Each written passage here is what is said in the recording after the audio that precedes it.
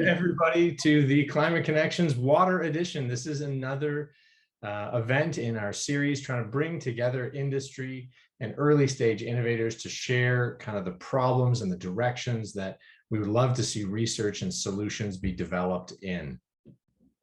I'm going to start off with our land acknowledgement, which I think is on the next slide. We obviously want to acknowledge the traditional, ancestral, and unceded territories of the First Nations, Inuit, and Métis people. I myself am currently sitting on the territory of the Squamish, Musqueam, and Tsleil-Waututh nations. I encourage you all to find out about the First Nations territories upon which you reside and do business. This morning or afternoon, for those of us joining us from out east, we're going to do a little bit of an introduction, a little overview of Foresight, a little introduction from our co-hosts at Innovation UBC and Entrepreneurship UBC. Then we'll be moving into our panel session, moderated by the fabulous Melanie. I'm so happy to have her here. She is a past Foresight company alumni. She's been the CEO in the water space, so wonderfully knowledgeable about the challenges. So we're really lucky to have her here, as well as all of our guest panelists who she'll be introducing. And then we're going to follow that up with a breakout session. So do please stick around for that. This is your chance to ask any questions. During the panel session, if you do have questions, put them in the chat, but you will also be able to interact, chat, ask questions, tell a little bit about your story or your research with the panelists. You'll be able to select which breakout room you want to go to. So pay attention to who you kind of have some questions for. Feel free to write them down. If they don't get handled during the panel session, you will have the chance to ask them yourself during those breakout rooms. One of the things we want to see out of this is some networking, is you knowing some folks who, not just today, but in the future, they'll know who you are and will answer your questions as you continue to develop your research and your solutions. After that, we'll end on some closing remarks and we'll let you all go for your busy, busy lives. Next slide. Yeah, talking about this. Why is it important to understand the market? The number one reason that companies fail is that they make something that nobody wants to buy. That's what we want to avoid. We want to make sure that what you build, the solutions you work on, are things that matter to customers. So that's the real main outcome that we're driving for here. Next slide.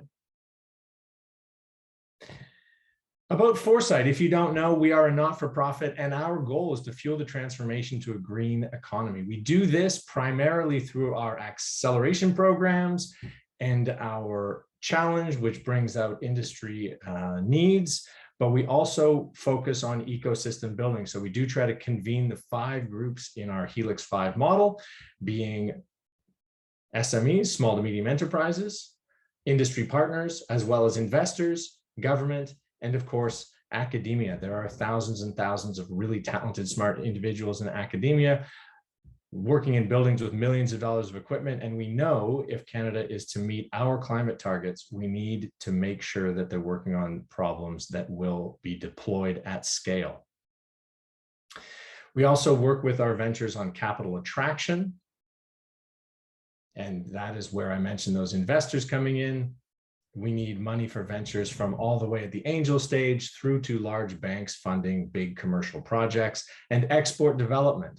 If we really want to address the world's problems, we can't have solutions that are only deployed in Canada. We need to be looking at solutions that can be deployed around the world. And we want to help companies do that quickly and more easily so we can achieve global targets. Next slide. Which brings us to Water Next, which is our initiative in the water space. Again, we want to bring together those 5 groups who are interested in the water space: government, academia, investors, SMEs, and industry, to try to smooth the pathway from technology development to product commercialization.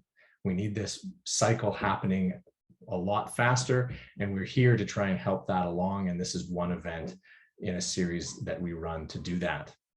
Next slide. Now I'll pass it over to Shannon Bard, my wonderful colleague over at Entrepreneurship UBC, to tell us a little bit about their program as well. Wonderful. Thanks so much, Stephen. That was a great introduction. So we've been partnering with Foresight on these series of Climate Connections events. And as Stephen said, the purpose of this is to provide a venue for researchers and early stage science entrepreneurs to be able to do some customer discovery, to hear about what some of the most important problems are from the point of view of industry, to make sure that you're actually solving a problem that somebody will pay for. So we have an Entrepreneurship at UBC program that does both incubation and acceleration. And if we go to the next slide, please.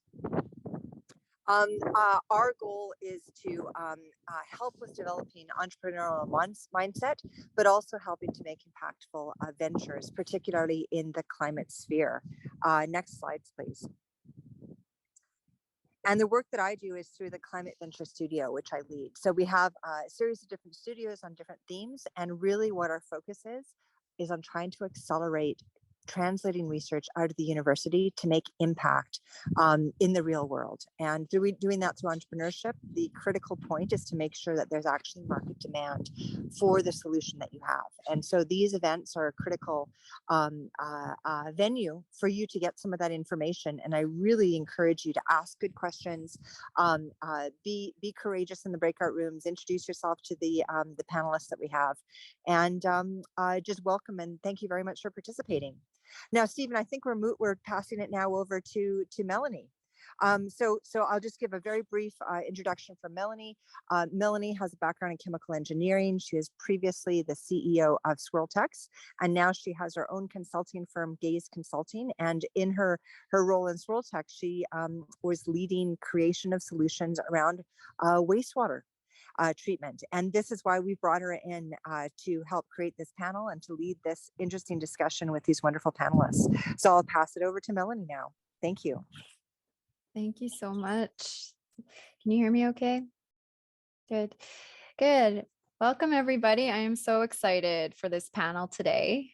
So how it's going to go, I'm going to introduce each panelist individually and then give them a minute to tell you about their company that they're currently working with and their role within that company. And then we're going to dive into a discussion. I'm going to have my eyes on the chat room throughout the discussion so that if there's any burning questions that you have, you can type them there and I'll try and get to them.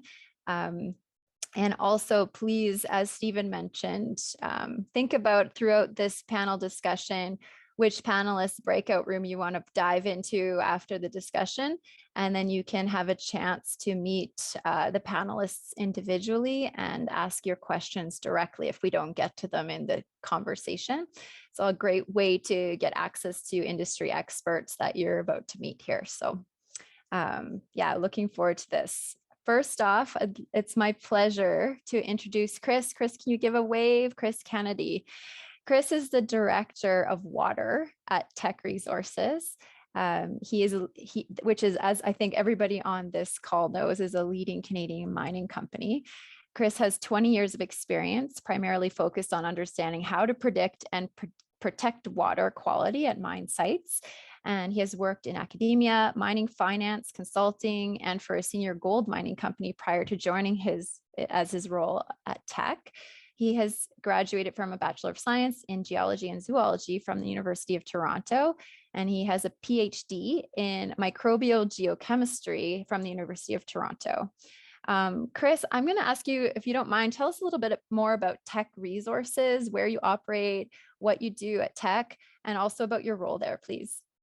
Sure. Well, nice to meet everyone in the virtual background here, but thanks for the introduction. So TECK Resources, yeah, it's a Canadian mining company, primarily copper, things like some of the metals, so copper, zinc, steel making coal, so coal that we use to make steel. Obviously, there's also thermal coal for energy. We don't produce that. And energy, I think one of the key things there is a lot of these metals for mining, as we move to the clean, the sort of electrification of our world, we need a lot of these metals to do it, metals in your smartphones, et cetera. So mining to me is critical to our society. Water, we can't mine without water, and we obviously need water to live. The planet needs water to live, needs clean water. So the two, in a way, are sort of in conflict of each other. And so my goal and my challenge and why we're talking today is how to mine sustainably, which we need water, but how to not impact, to leave our water in a better state.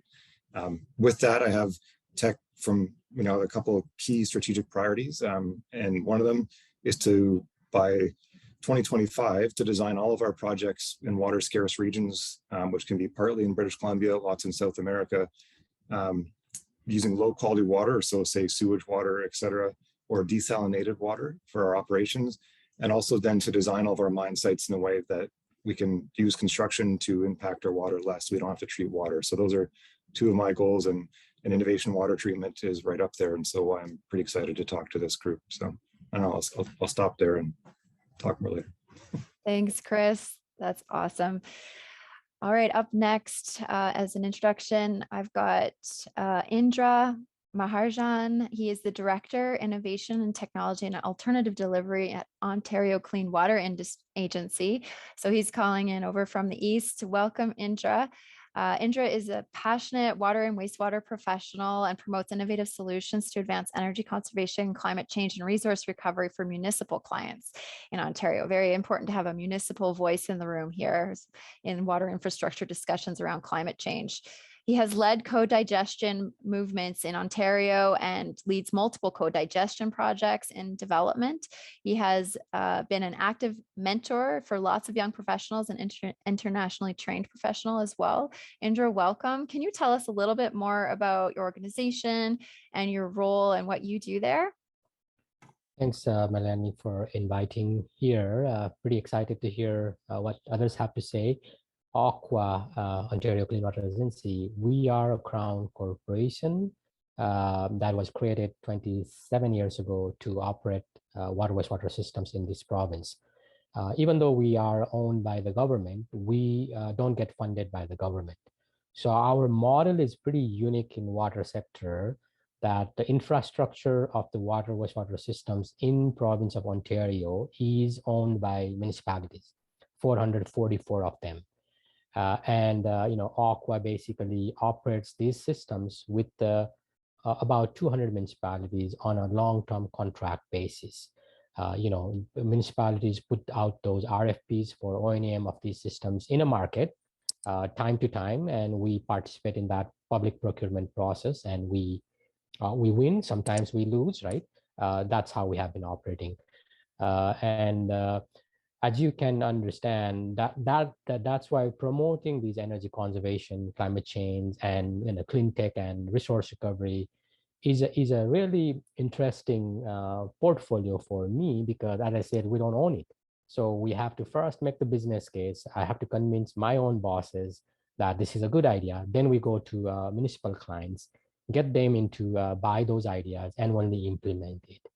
So my main role is to work with stakeholders in this whole, development of the business case, with technology provider, with financiers, with funding agencies, consultants, and so forth, and package the whole thing together. So once the council gets approved on the project, and then we do it. So that's how we have been doing. And I believe that the teamwork between the partners in the value chain is the only way we can implement these projects and demonstrate, that we can achieve greenhouse gas emissions, energies, and other,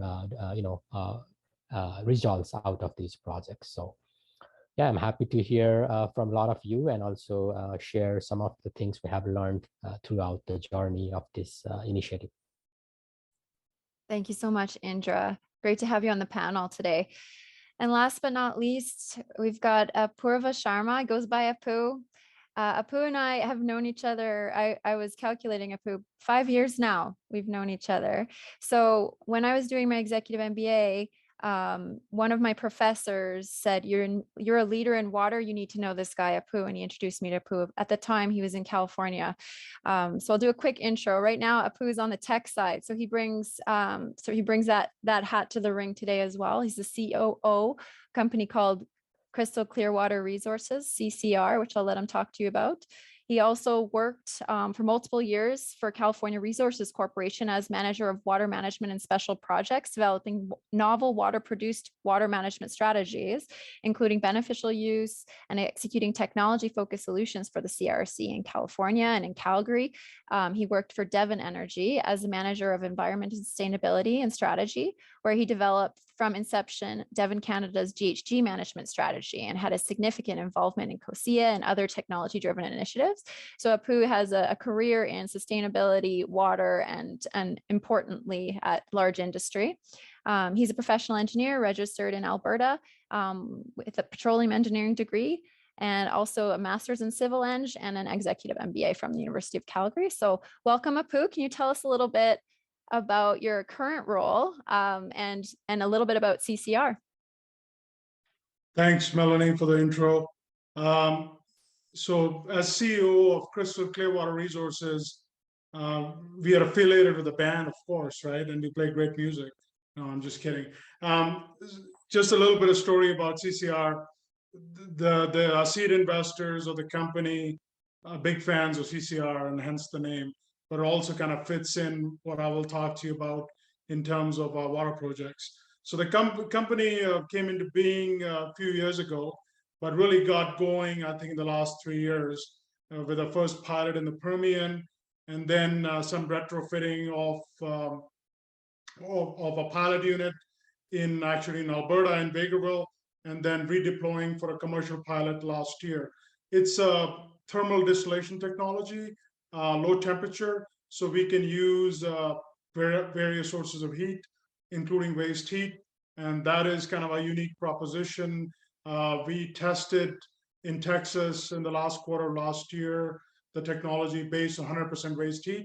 And my role within the company as CEO is really trying to do all parts, touch all parts of the organization, leading from being in the field for 3 months, doing a pilot along with everyone else in the team, and BD, looking at technology, strategic partnerships across Canada and the United States, and really contributing to all facets of the organization. So we're really excited. We kind of at the right intersection of carbon management and water treatment as well. And in our field testing in Alberta, we were able to produce water down to 15 ppm. So in terms of salinity, so that was really awesome. Hence the name Crystal Clearwater Resources kind of fits in. So I'll stop there. Thanks.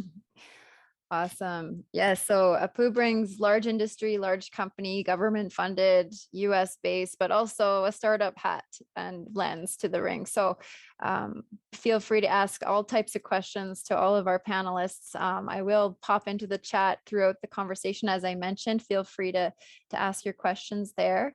But I'll get started. You know, Apu, you're on the hot seat already, so I might as well start with you. I want to know more about what you think are what have you seen in oil and gas specifically? If you could put back your oil and gas hat on as a big operator, what are the lowest hanging fruits for innovation in oil and gas as you see it today? I mean, maybe I'll start at a broader perspective and maybe get down to some of the mechanics, you know, in terms of technology. I think we've seen in Canada in particular a lot of collaboration, right? You have COSIA, you have SRIN, you have a variety of other organizations who are bringing together some of the innovation and sharing that information, which has been fantastic. And but I think more needs to be done. I certainly feel that that's one of the, I think, certainly opportunities for more collaborative innovation, more sharing of things which eventually have a positive impact on carbon and water management. So I think that's one of the areas. And I think in particularly enabling technology providers to collaborate. Obviously, in some cases, you'd compete with each other, especially if it's a similar technology. But I think where they are complementary technologies, I think certainly sharing that information and seeing how you can work together. For example, if you have membranes versus thermal distillation, I think in a lot of ways you can collaborate together, right? Because membranes have a specific application, perhaps on lower salinity problems, and thermal distillation is applicable maybe on a higher salinity or much more contaminated water in some cases. So that would be one area. But I think collaboration on innovation, technology development. I think collaboration on some of the funding mechanisms, how oil and gas funds projects largely water projects are capital intensive. So looking at opportunities where you can bring other partners in, because typically oil and gas companies want to fund, oil and gas related projects, not water projects. Finding opportunities to do that, enabling the technology players to be a little more flexible in that space, and I think looking at some fit for purpose models for water treatment. You don't need to treat it to potable water quality when water can be treated for discharge in certain areas. Taking produced water and treating it to the right type of quality is kind of an important one. That just changes the economic perspective, how we deal with it. So all of these things I think, in my opinion, the low-hanging fruit. It just takes a few minds with the different ideas trying to come together and do work on them. So.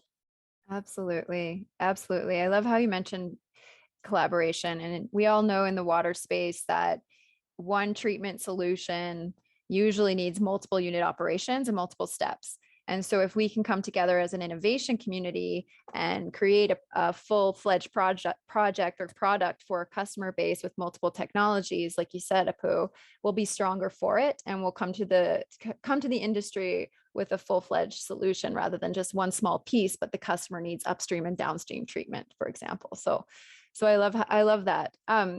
Indra, one thing I forgot to mention about Indra, just as a side little note, sorry, Indra, I'm going to say this, but he was selected as top 25 Success Immigrants Awards for 2021. So congratulations for that, Indra.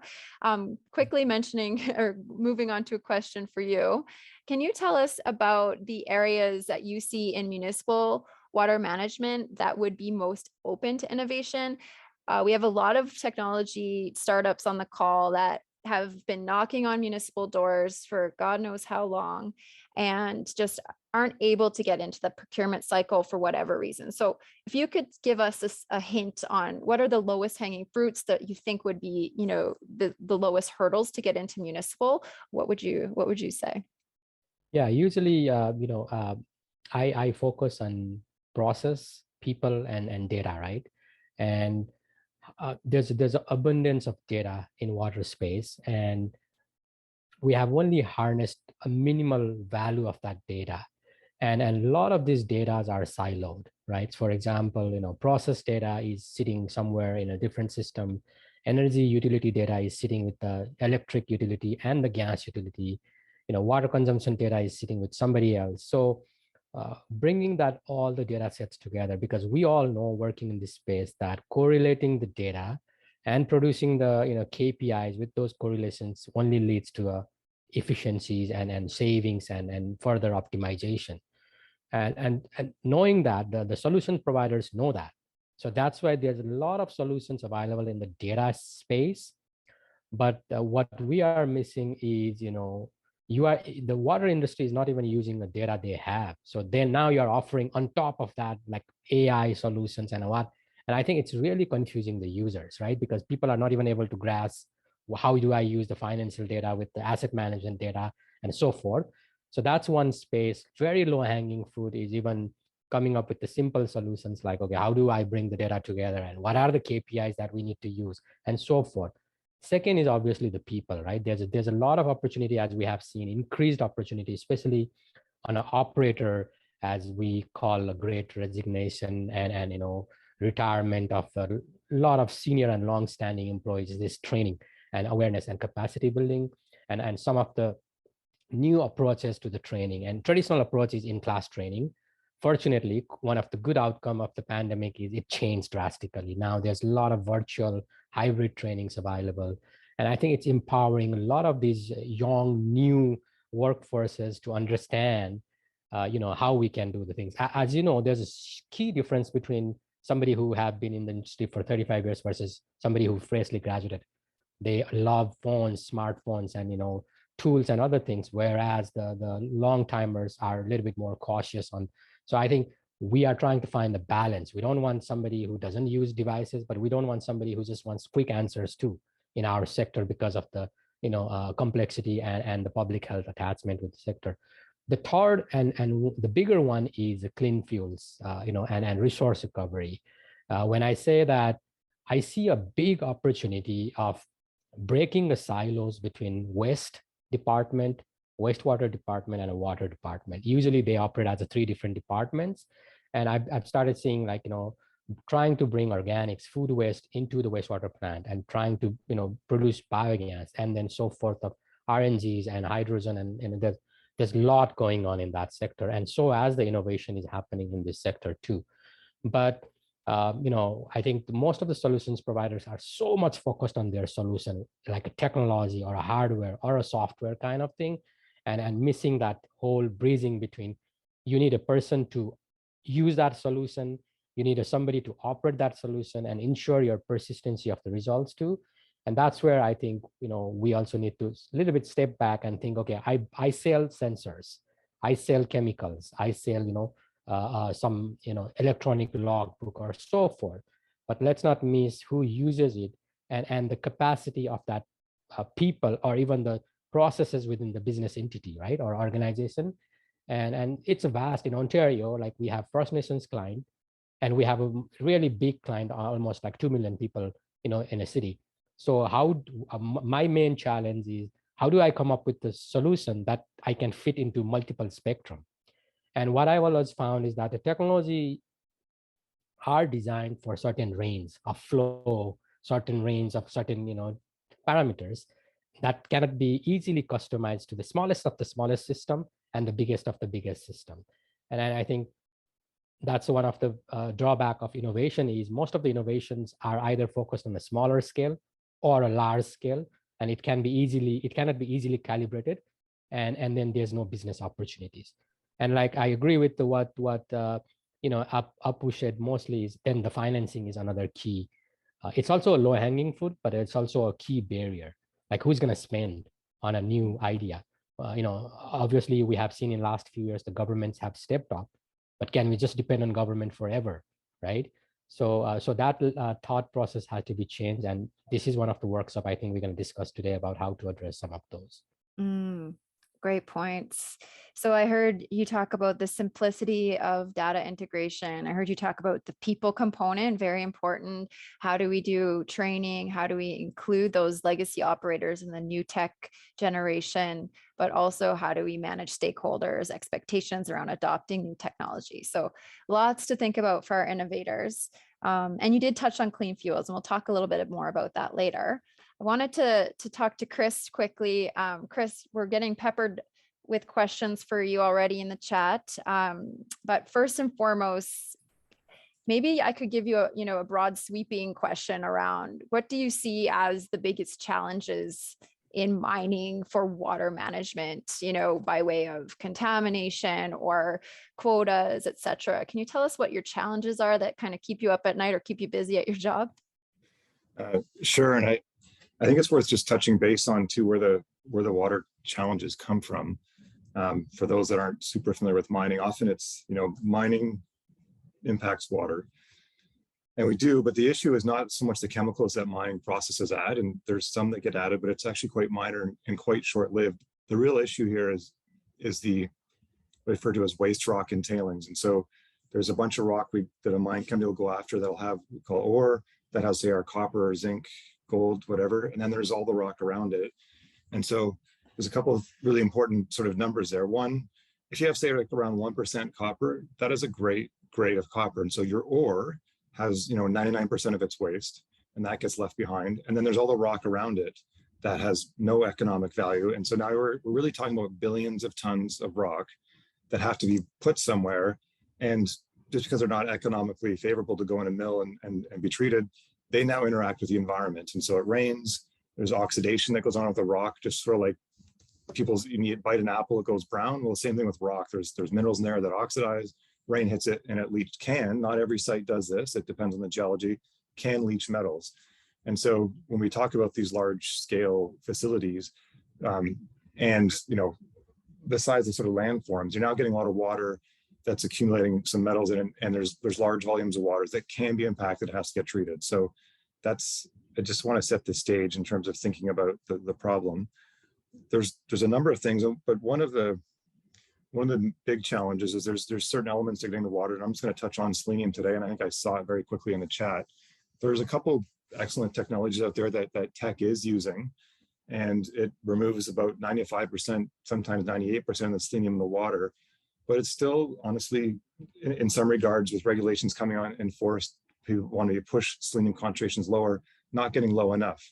Some of the best technology out there uses membranes that are sort of non-selective, and we can remove more selenium, but you get byproducts like brine from that treatment process that is toxic, you can't store.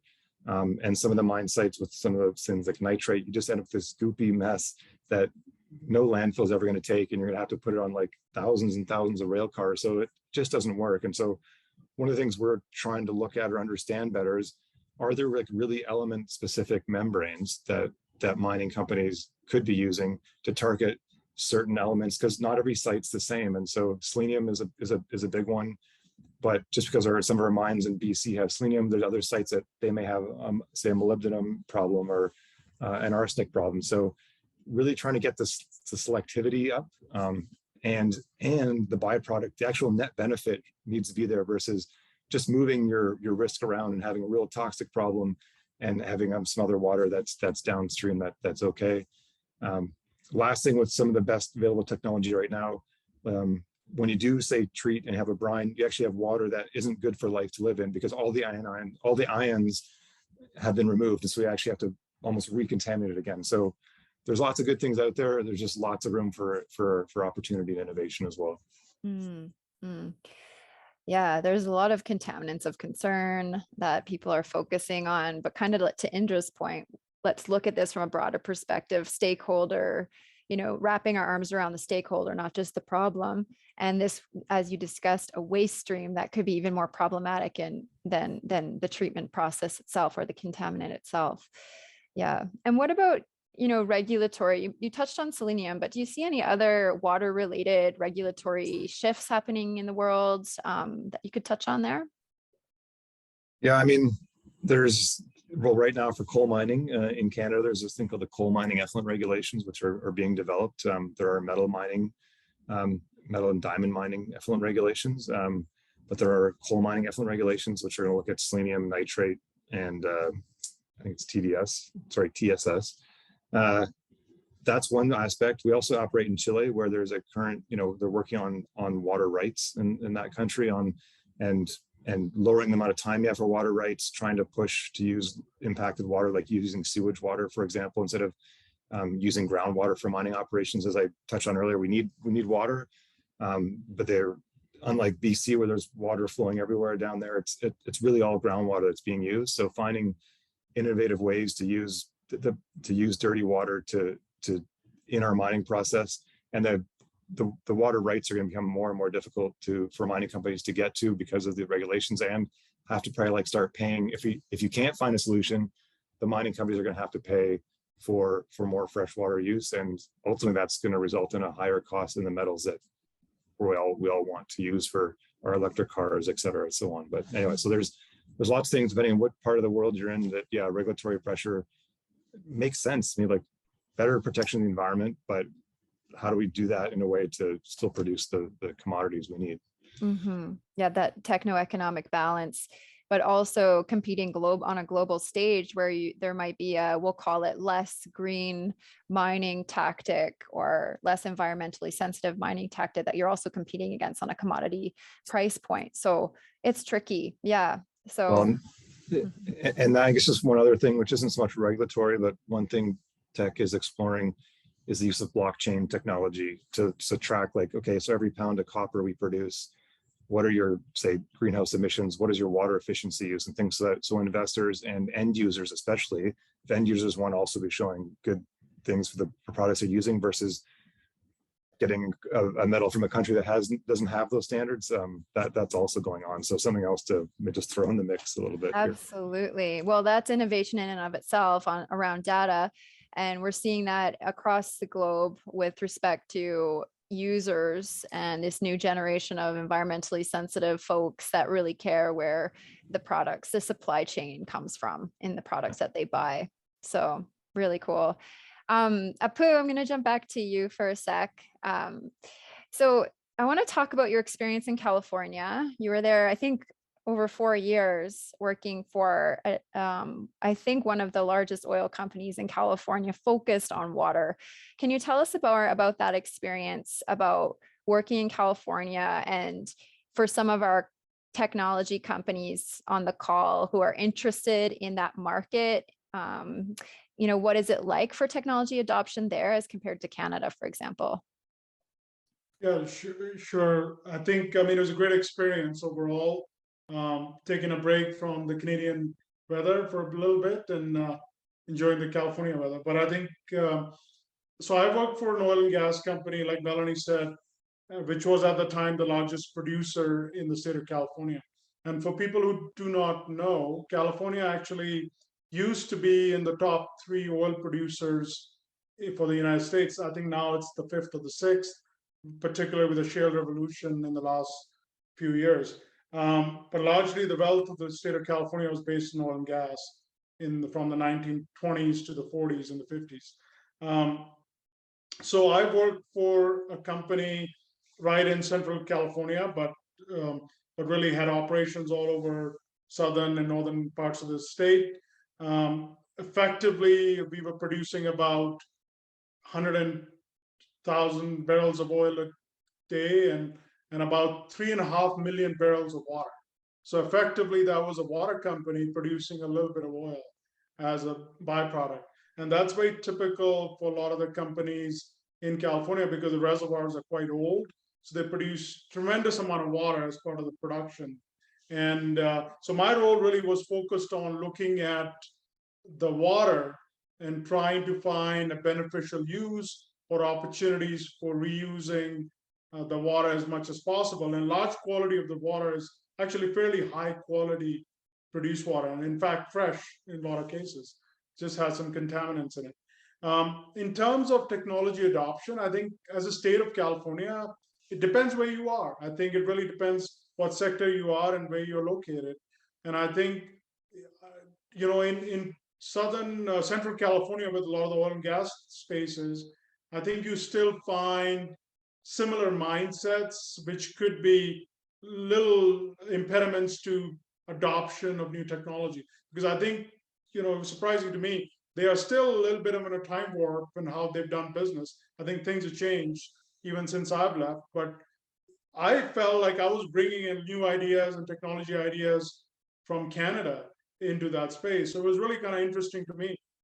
But the other cool part about being in California is such a big state, 40 million people, very diverse state in the context of different businesses and industries, and actually a very industrial state.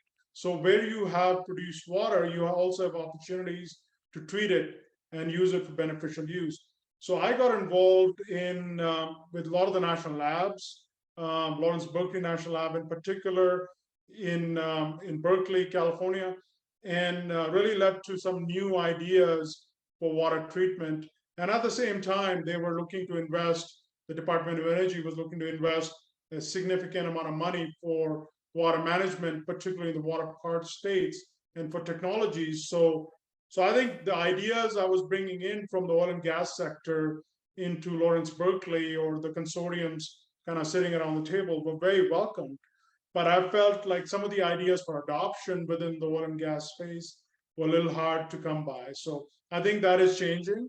And that's why I talk about the innovation collaboration between different companies. The other difference I saw was how we had COSIA for example, in Canada or in Alberta, that sort of idea of collaboration between companies to solve the water problem, they were much more competitive in that space. And maybe that's a bit of the American psyche of being competing and being out in the front and beating your competitors versus collaborating. But I really do encourage companies to, when they are working in the environmental innovation space or technology innovation in the clean tech space, to look at innovation as one of the key drivers. So it was kind of a mixed bag.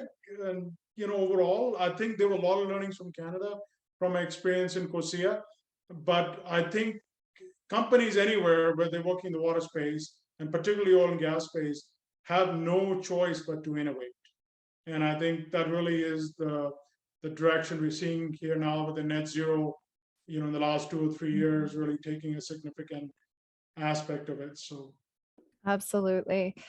Absolutely. Energy companies' share prices are drastically affected by their ESG performance. And similarly here in Alberta, many of our big producers are water companies with a little bit of oil or a little bit of gas. So we have big water cuts here too. And there's a lot of room for reuse and beneficial reuse here as well. So that's exciting. I was curious about California because it's kind of a state that doesn't like to talk about its oil and gas industry so much. Culturally, it seems like they're really green and forward thinking, but it was interesting that you even ran into hurdles adopting and commercializing new technology, even in a state like California. Thanks for that. I'm going to jump into the chat because there's some cool questions. This one is for Chris.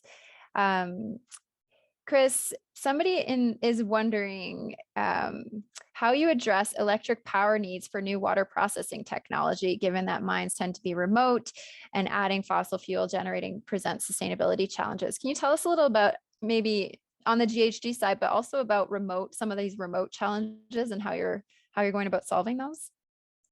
Sure. And I mean, excuse me, very quickly on one of TECK's big desalination plants in Chile, that's, lots of sunlight. And I believe a lot of that water is being treated through green energy. But it is a definite problem because a lot of the mine sites, especially Canadian mining companies, not just TECK, but have operations, say, up in Nunavut and other parts of the low Arctic. Often they're exploring ideas, say wind generation, et cetera. But to be honest, it's usually diesel fuel that drive a lot of those sites. So it is a challenge. And something people are definitely thinking about because the ESG aspect is massive. And a lot of people in climate or sustainability space are spending more time with investors than some of the corporate development people. That's one part of your question. The other part is this doing work in remote areas? So, you're never mind being off the grid. You got remote camps. You're trying to sample water and make informed decisions on how you operate. And now you have to send your water usually to the south. So by the time you're getting information back from labs, your information's weeks old. And then on top of that, when your mine's done, so say a mine operates for 10 to 20 years, what do you do for sometimes the next 50 years if you have to treat water? So there's many, many challenges there. And so I think there's lots of opportunity to figure out, in the real-time monitoring space, and there is some work being done and some technology being developed, but how do you monitor more than just the things like pH and conductivity, which a lot of probes do? But say we have an arsenic challenge and we want to make decisions on when we need to turn treatment on or off, or what performance we're getting. Again, getting data a week later or building our own lab at a mine site, it just often isn't the way forward. So some of this real-time monitoring is key and will probably go extremely a long way to be better stewards, better operators in that process. So yeah, so local sensing capability to be able to make decisions remotely without having to wait a week and then make a decision when you've already lost a week of potential treatment optimization. Yeah, exactly. And then the ability to say to even from these closed mine sites where you're transitioning to a place where you may not need water treatment, maybe you got 10 years, but there's the remote monitoring, and then there's can people do things from the south? So you're not flying helicopters and planes in all the time, and just think about the greenhouse gas emissions and the impact. You're trying to restore the community. How do you get to do that when you're constantly just having almost an active mine just to manage all the water because you're done. So there's lots of room there for opportunity and innovation. Yeah. Not to mention greenhouse gas impact and carbon footprint on all this travel. And exactly. So how can you optimize remote? And to the individual's question as well, the idea of mobilizing, maybe perhaps more sustainable or robust technology, that can give you what you need on site, less, we'll call it moving parts to deal with from a diesel engine to an electrically powered device kind of thing. So interesting. If you could transition, if you have some very energy intensive say, high density sludge treatment, you're adding a bunch of lime, slaking it, all these things. Can you actually move to, again, if I say the membrane treatment or something that's way less energy intensive? Can you have, say, solar panels and a wind farm to then power that water treatment plant as well? So there's, there's the technology not only maybe make for better water quality, but also less energy intensity. Those two things would be massive for just a lot of our northern, and honestly, most mine sites. Yeah. There's a few that are there, like just by a nice big power grid. There's a few, but not many. Yeah. Yeah. It's so true. This idea of water treatment in remote locations. Water is a heavy substance. We have to move it. We have to treat it. And that takes a lot of kilowatt hours to do. Exactly. So how do we, partner that with these carbon neutral or carbon negative technologies to reduce our impact? Really interesting. Indra, speaking, that's a nice segue to what you're doing in wastewater, some of the projects you're doing on this, carbon neutralization or the path to zero carbon in wastewater treatment. Can you tell us a little bit about some of the pilot projects or projects you've worked on that specifically related to carbon management in municipal wastewater? Yeah, so before I answer that, I have been successful to drive innovation when the solutions is more evolutionary type of solutions. So when I say that, it's a step up than what I have, not the radical change. I always believe that you can do innovation in two aspects. One, revolution, right? Totally, tear everything down and build brand new, or, go like really advanced, or evolution. And in water industry, what I've found with a lot of work is people are more open to evolution because it's a slow innovation, and then but we are not losing focus on where we want to be in 5 iterations. So that has really worked. And now when we promote the innovative solutions, what I basically look is 3 things. One is, what is an opportunity of duplication and replication, right?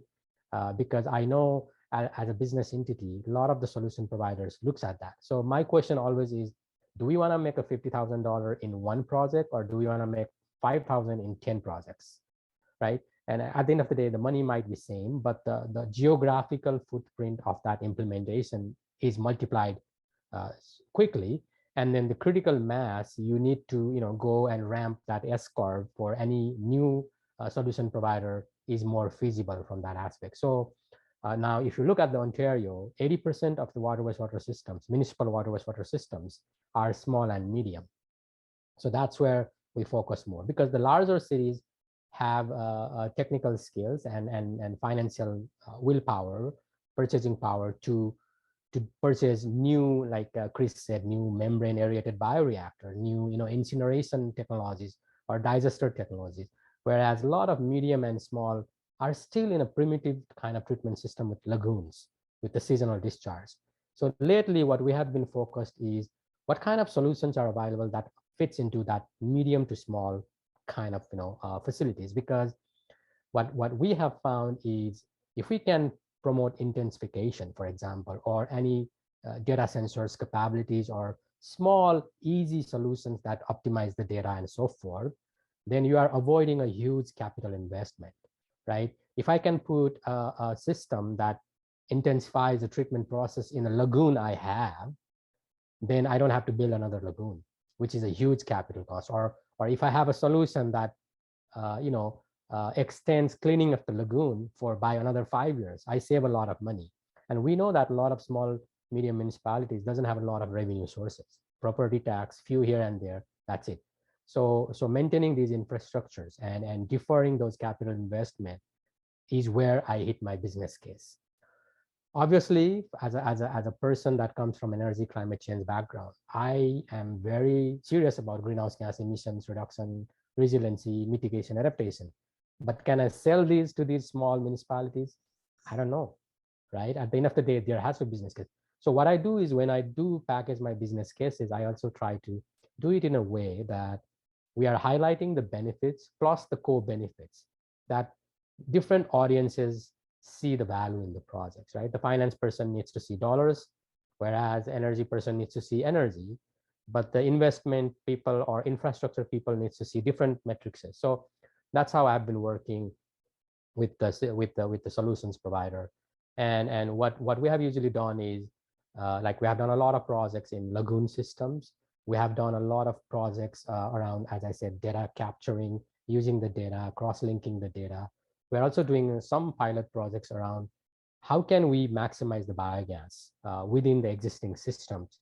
We are not talking about huge, technologies, millions of dollars of technology, but some small technology that will basically do fast track those digestion process and produce more gas so that we can produce more electricity in an existing system. So that's where I was calling evolution is I'm not proposing to do huge, which I'm doing some projects through co-digestion, like $20 million project to bring in organics, but I'm also focused mostly on step process. Okay, can I put the energy meters and can I bring the energy data, then link it with the wastewater data to show to the municipal clients that here's your footprint, and here through the benchmarking exercise, you are consuming a lot than your neighbors. You need to work on this, and so forth. So small and big ones. And then the other thing what Aqua does is that we organize these internal events called water talks, and we invite our municipal clients. It's by invitation only. And we let these municipalities who have done these projects to share the case studies with other municipalities. So it's not like Aqua saying, hey, I did this project with Melanie, and now I'm pitching to Apu. I don't do that. We do like we ask Melanie to share that information in front of Apu and Chris, so that you speak the same language. You will tell them how you got this project approved in your municipality. What were the drivers for you as a municipal owner? And we found that has worked well. And then the stakeholders giving credit and recognition to all the stakeholders. So it's a group work for me. I don't put everything on the solution provider saying, okay, you have to come up with the money, you have to do everything. As we agree on the technical benefits, as we agree on some of the business benefits, then we go collectively and find the finances or funding that is needed to do the project. This is really great advice for our innovators. The whole idea of evolution in lieu of revolution, and to Apu's earlier comment, and Indra's just reiterating here, collaboration and making sure that you've got all stakeholders, that you've thought about them all, not just the guys that are going to say, wow, that's a cool technology, but the guys that have to pay for it, the indigenous communities or other stakeholders that are environmentally sensitive, and everybody around your technology needs to be thought through and strategized about when you're bringing a technology to the market. Well, we have a few minutes left before we're going into our breakout rooms, where our panelists will have their own rooms and you can pop in there. And I just wanted to give each panelist one more opportunity to answer a question that I think is really relevant for this audience. It would be around, what advice would you give to innovators when dealing with your type of organization? And Indra, for you, we would be talking about municipal, Chris, mining, and Apu, if you could put on your oil and gas hat for that question, that would be really helpful. So again, what advice would you give innovators when trying to enter or deal with beyond what we talked about with collaboration and stakeholder management, if you can? But yeah, I'll start with you, Apu. Okay, putting on, I guess, my oil and gas operator hat on. I've been on the other side for a little bit now.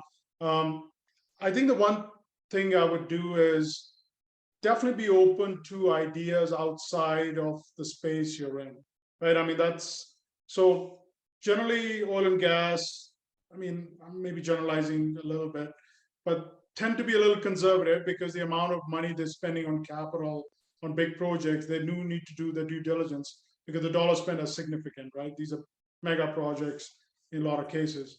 So there is that conservatism built in when reviewing new technologies. So that's just inherently part of the process. I think that is changing. However, I think when you're looking at technologies or people bringing the technologies out there in the space, I think ability to take a chance on those technologies, obviously, after you've done the due diligence, but also once it's done, be a proponent of that technology, right? So if it worked for you, then you need to go and tell your other partners who are having your peers who are having the same problem, right? Versus each company going out and spending money, for example, piloting or testing the technology, particularly when it's been proven 5 times over. I think what it does, it effectively kills any innovation or energy with that particular technology, and leads to sort of poor uptake, right?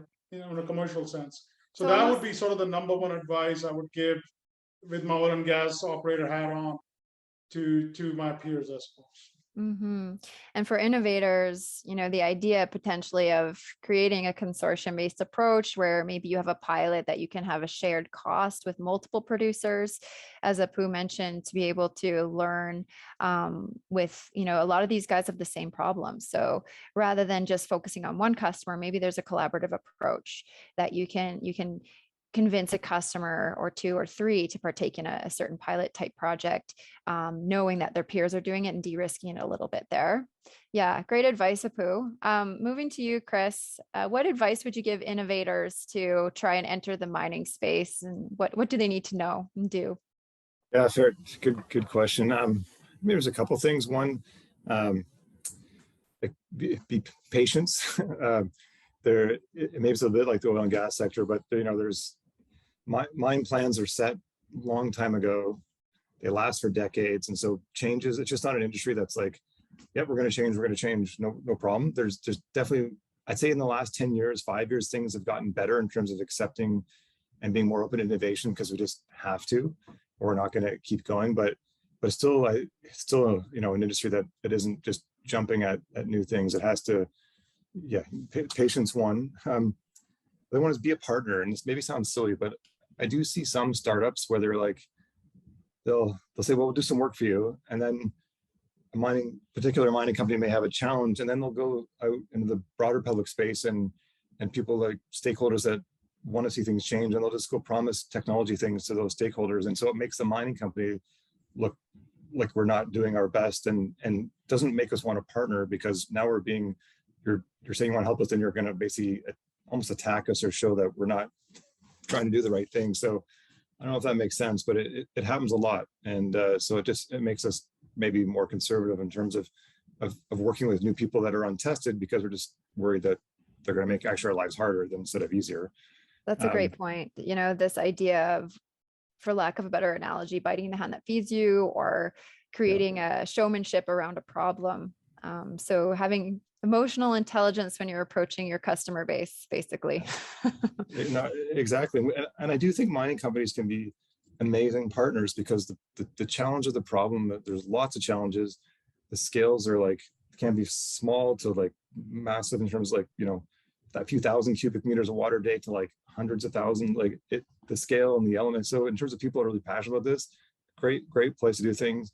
Right now, the Canadian mining industry and most in the world, the commodity prices are good. So it's a time where there is additional money to be funding things. Sometimes commodities are terrible, and it's just the mining companies are trying to survive and keep people employed and not have to shut mines down. But right now is a good time.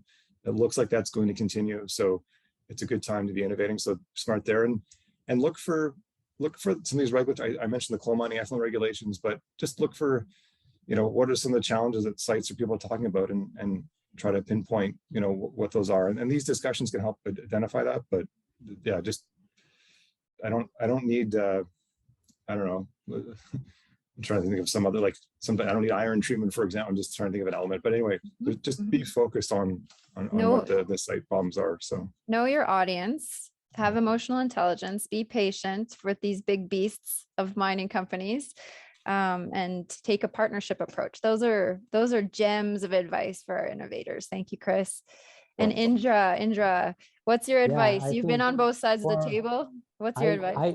I usually don't label it as advice. I say feedback, constructive feedback. And again, I look for those feedback from the solution providers too. Similar to what Chris said, a lot of assumption, even I assumed water sector is very risk adverse, which is still true. But we all know that the definition of risk fluctuates, right? It can be recalibrated. And in past 10 years, I've seen that the water sector has been more open to innovation, to try new technology. So I hear a lot of things like, oh, we have already proved technology in West, in Alberta, in BC, and so forth. Why do I need to do it again? And in some cases, Ontario, every site might want to have another testing. So I usually call, don't take it offensively. It's not nobody's questioning the performance of your technology as you have claimed, but people still want to see, like exactly like Chris said, people still want to see that if this is going to work in my home, right? So I usually give example of, if you buy a printer, you always, the printer you bring home and you always try to print first couple of pages like a test page, just to recalibrate your printer. And nobody's questioning that printer like it doesn't work, but it's like you need to recalibrate every time you change the toner or things like that. So I think water wastewater is even more prominent in that, because the water qualities are different, the site specific conditions are different, and so forth. And I find that a lot of technology providers find it a little bit like hesitating that, oh, I have done so many projects, you want me to prove again? I'm like, no, we are not saying you need to prove again. We are just saying, let's try it so that the solution, the host, gets into full confidence that this is exactly what I need and it meets my criteria. And those solution providers who have been open to this feedback, we have done amazing projects with those solution providers, and we have brought in academic partners to validate the results. We don't validate ourselves, neither we allow the technology providers to validate themselves. We bring a separate independent academic professors or students to validate those results. Mm-hmm. And it's basically helps from the commercial aspect, it helps the solution provider to go to the conference and present this, right? And more marketing communication. And then the funding agencies love it. So it also opens for additional funding to do these demonstration projects. So that's how we build these partnerships to do it. And obviously, the smaller ones don't want to pay anything because they don't have the money. So that's another advice I see is, we don't have to go full-fledged demonstration project. Let's reduce the scope of the demonstration project to the bare minimum that we need to do, so that we're not asking a solution provider to spend a huge amount of money. We understand that everybody's money is hard-earned, but we also need to do minimum thing. And sometimes it takes a time. When the people in a position changes, then you are back to square one, right? You have to restart again. And then sometimes I get solution providers really frustrated and agitated by like, oh, so we have to do this all again? I'm like, yes, we have to. And then, yeah. Well, I think you're touching on some important points, the power of language, the word calibrate, our innovators can use that and understand that it's not, no, you don't have to pilot again and again, but it's really a tuning or calibrating to that specific site. And so great advice. Yeah, Apu wants to have one more comment before our breakout rooms. Yeah, just wanted to make a quick comment, putting my clean tech entrepreneur hat on. And I think the one thing what we have found is deliver on what you promised, right? Don't under deliver, beat the expectations. I know it's kind of a simple statement, but my boss, he's an ex-Navy SEAL, 15 years as Navy SEAL. So it's a real commitment of self-ownership. And I think in our company, I guess that's why we call ourselves a bit of a different one. We own what we put out there, right? And I think what I've seen on the other side, on the client side, multiple times people promise that this is what the technology is going to deliver, and it delivers probably 50% of it. So I think the point I was trying to make is you don't need to pilot 10 times if you have delivered beyond expectations of what the client has. And then they can be your proponent. So I think it's a difficult concept, but I think, for people to kind of gather when they're just starting out. But I think advice to entrepreneurial new tech people who are starting in the space is to really be very responsible for what message you put out and be able to back that up with performance. And I think that's kind of what I've learned on both sides of the coin here. That's a really great point. So manage expectations. Don't go in and promise X and deliver Y. Make sure you're promising what you think you can do and then exceed that if you can. Yeah, great point. I'm so grateful for your inputs, everyone. This was a great panel. I could talk to you all day. All right, welcome back, everybody. I hope you had fun in the breakout rooms. You heard from some other folks in the space. You learned a little bit more about and got to dive into some specifics with the different partners. I want to say thank you again to Melanie McClare, who is our moderator for this session. I thought she did a fantastic job. and as well as all of the participants, Chris, Indra, and Apu, for coming here today, for sharing some of what you've seen in the industry, what you currently experience, how you think things should roll out, some advice to the ventures, and then of course, jumping into the breakout rooms and kind of digging in a little bit deeper and participating in the ecosystem in a really positive and contributory fashion. Really appreciate that.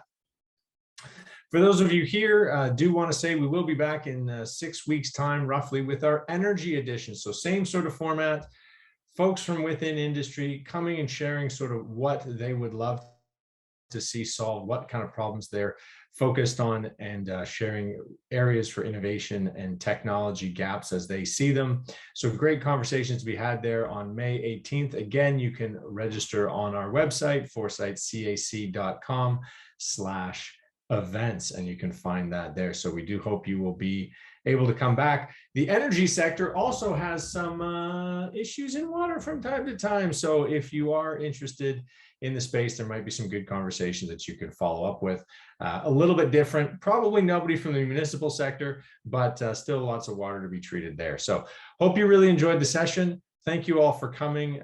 Special thanks to all of our guests who make this possible and valuable, and look forward to commercializing some solutions to our climate problems. Thank you very much, everybody.